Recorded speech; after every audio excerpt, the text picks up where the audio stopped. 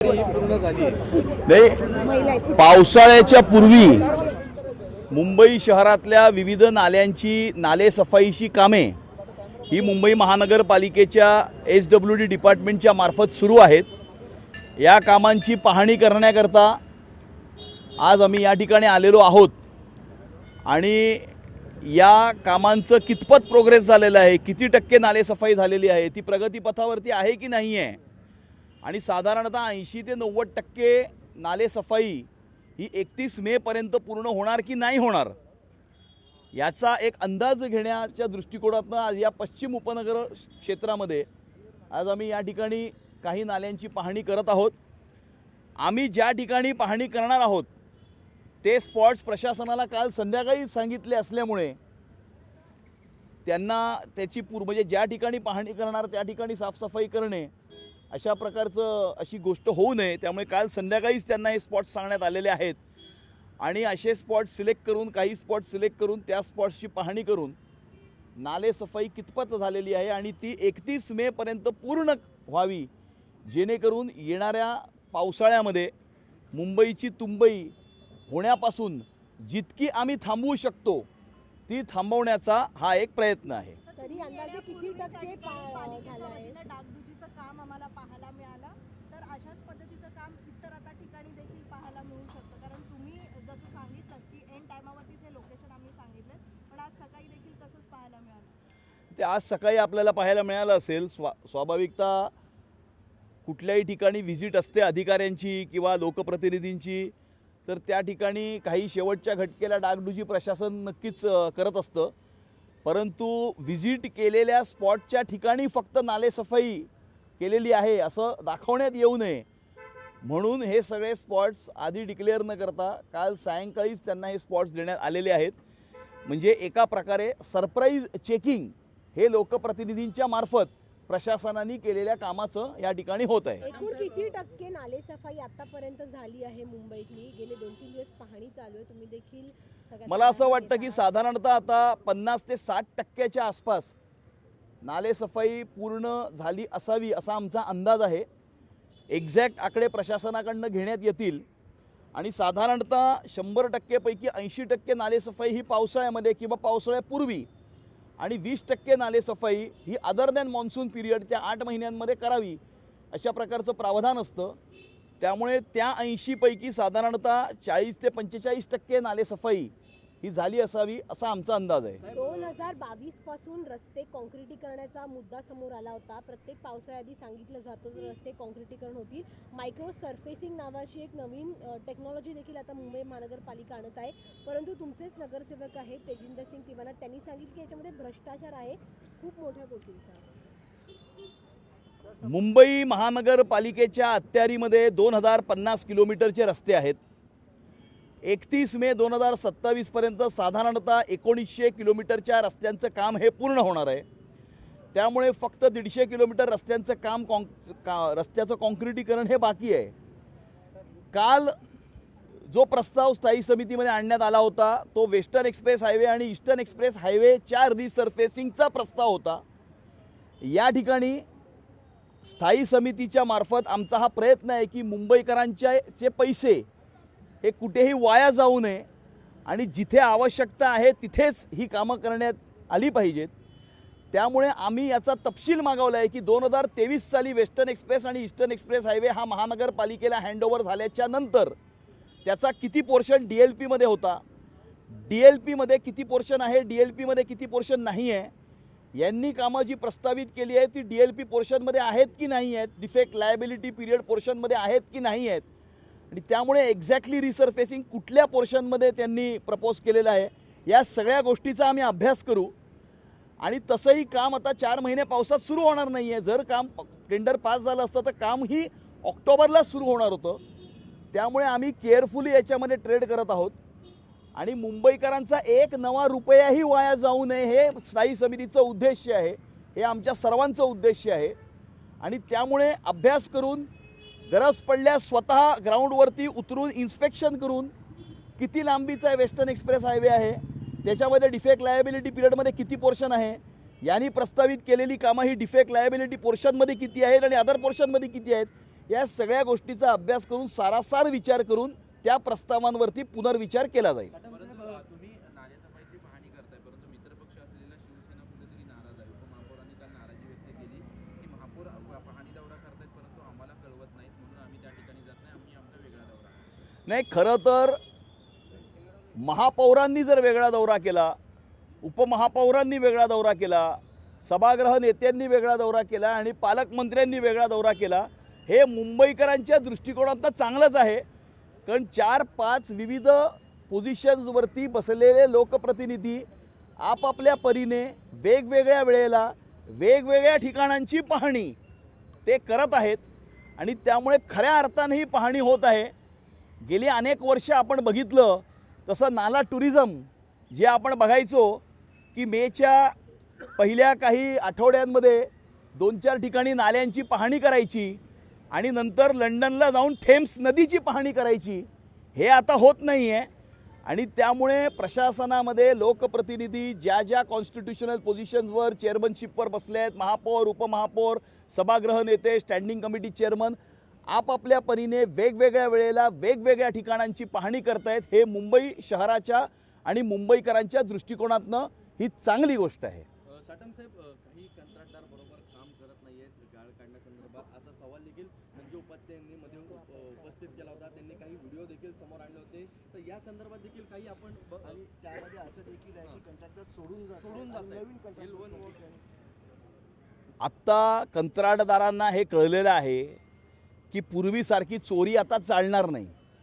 त्यामुळे जेन्युइनली ज्यांना काम करायचं आहे तेच कंत्राटदार काम करायला येतील. जे काम करायला येतील त्यांना जेन्युइनली काम करावंच लागेल, कारण त्यांनी जर काम केलं नाही तर त्यांची बिलं पास होणार नाहीत. त्यामुळे त्यांची बिलं जर पास झालेली त्यांना पाहिजेत, त्यांचे पैसे त्यांना पाहिजे असतील तर त्यांना जेन्युइनली काम करावंच लागेल. त्यांनी जर जेन्युइनली काम केलं नाही तर त्यांची बिलच पास होणार नाही. कंत्राटदार मध्ये सोडून गेल्यामुळे कामाला पुढे ते व्यत्यय येणार नाही, कामाला उशीर होणार नाही. मध्ये कोणी कंत्राटदार सोडून गेलेला आहे असं मला वाटत नाही. सोडून गेला असेल, पळून गेला असेल तर दुसरा कंत्राटदार तिथे लावू. तो काही जगातला एकमेव कंत्राटदार नाही आहे. अनेक कंत्राटदार या ठिकाणी काम करायला आहेत आणि कोणी कंत्राटदार जर काम करायला आला नाही तर मुंबईची महानगरपालिका डिपार्टमेंटली मुंबई शहराचे नाले साफ करेल. आपण बघतोय की आपल्या बाजूला तिथे जुहू बीच आहे. जुहू बीचवरती आता कुठलाही कंत्राटदार नाही आहे. मुंबईची महानगरपालिका जुहू बीच स्वतः डिपार्टमेंटली साफ करते आणि उत्कृष्ट अशा प्रकारचं काम मुंबईच्या महानगरपालिकेच्या सॉलिड वेस्ट मॅनेजमेंटच्या डिपार्टमेंटच्या मार्फत त्या ठिकाणी होत आहे. त्यामुळे जो आएंगे उनके साथ में, जो नहीं आएंगे उनके बिना मुंबई शहराच्या शेवटच्या नागरिकापर्यंत नागरी सोयी सुविधा पोहोचवण्यासाठी आम्ही कटिबद्ध आहोत. सर, एक असा प्रश्न आहे की नाळ्यातला जो गाळ आहे हा वेगवेगळ्या प्रकारचा गाळ पाहायला मिळतो, ज्यामध्ये सिमेंटचे काही वेस्ट जे आहेत ते देखील मोठ्या प्रमाणात पाहायला मिळते. त्यामुळे याचं सगळं उपसण्याचं काम जे आहे ते देखील कठीण पाहायला मिळतं. आता देखील ज्या नाळ्याची तुम्ही पाहणी केली, मोठ्या प्रमाणात काँक्रिटीकरणाचं जे काम होतं त्याचा सगळा मलबा जो आहे तो नाल्यामध्ये पाहायला मिळाला. काम चालू असताना मलबा नाल्यात पडणार, तो मलबा साफ करण्याचं काम हे कंत्राटदाराचं असतं. आपण म्हणताय ते बरोबर आहे. अनेक ठिकाणी नाल्यामध्ये डम्पिंग झालेलंही आपल्याला बघायला मिळतं आणि त्याच्याच करता आम्ही मुंबईच्या महानगरपालिकेच्या आयुक्तांना आणि महापौरांना कन्स्ट्रक्शन आणि डिमॉलिशन वेस्टच्या वरती एक पॉलिसी आणावी अशी विनंती केली होती. महानगरपालिकेने आपली CND वेस्टची पॉलिसीसुद्धा आणलेली आहे आणि येणाऱ्या काळामध्ये कन्स्ट्रक्शन आणि डिमॉलिशन वेस्ट हे नाल्यांमध्ये, मँग्रोव्हमध्ये, क्रिक्समध्ये, वेटलँड्समध्ये किंवा मोकळ्या जागांमध्ये डंप केलं जाऊ नये याची काळजी ही या पॉलिसीच्या मार्फत घेतली जाणार आहे. हिंदी मुंबईमध्ये आधीच पार्किंगची मोठी टंचाई जी आहे ती भासताना आपल्याला पाहायला मिळते. मात्र त्यामध्ये सुद्धा 40% जी वाढ आहे ती प्रस्ताव आहे तो ठेवण्यात आला. नाही, स्थायी समिती आणि मुंबई महानगरपालिकेतले निवडून आलेले नगरसेवक मुंबईकरांच्या हितामध्ये जे आहे त्या हिताच्या अनुषंगानं या ठिकाणी जरूर निर्णय करतील. आणि जर मुंबई शहरामध्ये कोणी पार्किंग माफिया जर कार्यरत असेल तर त्या पार्किंग माफियाचा सुद्धा बंदोबस्त करतील. आज यहाँ पर पश्चिम उपनगर क्षेत्र में विविध स्थानों पर बांद्रा, जुहू, अंधेरी, वर्सोवा, गोरेगांव नाले सफाई का दौरा, इंस्पेक्शन यहाँ पर हमने रखा है. और जिन ठिकानों पर ये नाले सफाई का इंस्पेक्शन हो रहा है उन ठिकानों की जानकारी प्रशासन को कल शाम को दी गई है. इसीलिए एक प्रकार से सरप्राइज इस प्रकार का ये इंस्पेक्शन है.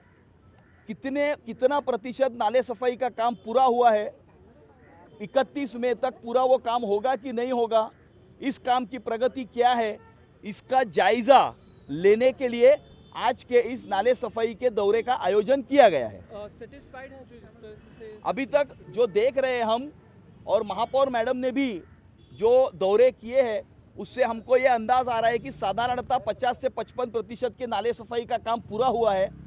बचा हुआ जो काम है वो 31 मई तक पूरा करना या कराना, ये हमारा प्रयास होगा। इसमें हम ज़रूर कामयाब होंगे, इसका हमें पूरा विश्वास है। और वैसे भी 100 में से 80% काम ये मानसून और मानसून के पहले और 20% काम ये नॉन मानसून पीरियड में किया जाता है। 80% काम जो है वो पूरा करने के ऊपर हमारी पूरी कार्रवाई है। हम हमेशा देखते हैं कि मानसून से पहले बीएमसी एक इंस्पेक्शन करती है जिसमें नए स्पॉट पता चलते हैं जिसमें पानी भर सकता है। तो इस बार कुछ आंकड़े सामने आए कि अब हमेशा 200 और 250 के आसपास ऐसे स्पॉट डेवलप हो जाते हैं कि नया कंस्ट्रक्शन चालू हो रहा है। तो उस बारे में कैसे उसको आप कम से कम करने की कोशिश करेंगे? देखिए, स्पॉट्स जो है वो मुंबई शहर की टोपोग्राफी के अनुसार पानी जमने के स्पॉट्स ये फिक्स्ड है। कुछ स्पॉट्स ज़रूर चेंज होते होंगे, लेकिन साधारण से 80 से 90% स्पॉट्स ये फिक्स होते हैं। और उन जगहों के ऊपर जो जमा हुआ पानी है वो निकालने के लिए मुंबई महानगर पालिका की तरफ से जो पूरी यंत्रणा है, मशीनरी, वहाँ पर पंप्स वगैरह लगाए जाते हैं। हमारा ये प्रयास है कि जो स्पॉट्स हमें पता है उन सारे स्पॉट्स के ऊपर ये मशीनरी लगनी चाहिए। दूसरा ये कि शिवसेना आपसे नाराज क्यों है कि साथ में आप उनके दौरे कर नहीं रहे? नहीं, हमसे कोई नाराज नहीं है, हमारे में आपस में बहुत अच्छा कोऑर्डिनेशन है।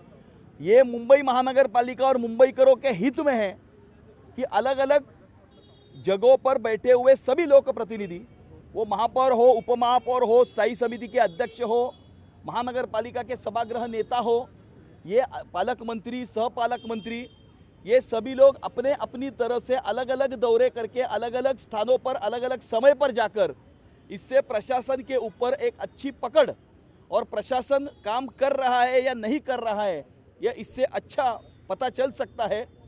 इसके पहले जो दौरे हुआ करते थे वो नाला टूरिज्म के दौरे हुआ करते थे। मई के महीने में कुछ लोग मुंबई शहर के नालों पर जाकर फोटो खिंचवाते थे और बाद में लंदन में जाकर थेम्स नदी पर मौज करते थे। इस साल ऐसा नहीं हो रहा है।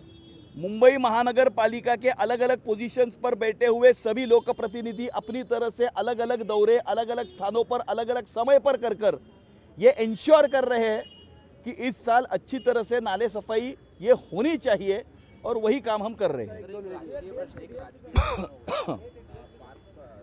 पवार जे आहे ते जनता दरबार बारामतीमध्ये घेतात आणि काल बोलत असताना ते म्हटले की 2025ला सुमित्रावहिनीच निवडणूक लढतील आणि त्या मुख्यमंत्री होतील असा आमचा विश्वास आहे। नाही, मुख्यमंत्री होण्याची इच्छा ठेवणं हे काही गैर नाही आणि कुणीही मुख्यमंत्री होण्याची इच्छा हे ठेवू शकतं।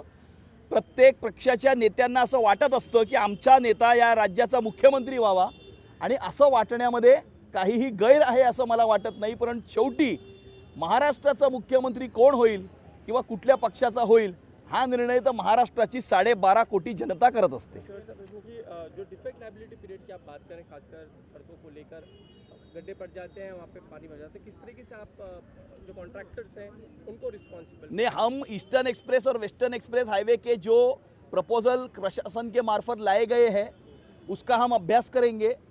ईस्टर्न एक्सप्रेस और वेस्टर्न एक्सप्रेस हाईवे का कितना पोर्शन डिफेक्ट लायबिलिटी पीरियड में है, डिफेक्ट लायबिलिटी पीरियड के पोर्शन को उन्होंने रिसर्फेसिंग में लाया है या दूसरे पोर्शन को रिसर्फेसिंग में लाया है, इसका अभ्यास करेंगे। और वैसे भी अगर प्रस्ताव पास होगा तो काम अभी नहीं होगा, 4 महीने के बाद होगा। इसीलिए इन प्रस्तावों का पूरा अभ्यास करने के बाद ही इसके ऊपर निर्णय लिया जाएगा। हमारा ये उद्देश्य है कि मुंबईकरों का एक भी पैसा ये फिजूल नहीं जाना चाहिए और मुंबईकरों के पैसों के चौकीदार के रूप में हम मुंबई की महानगर पालिका में बैठकर काम कर रहे हैं। शेवटचा प्रश्न, मराठी पाट्यांचा मुद्दा पुन्हा एकदा उपस्थित झाला आहे।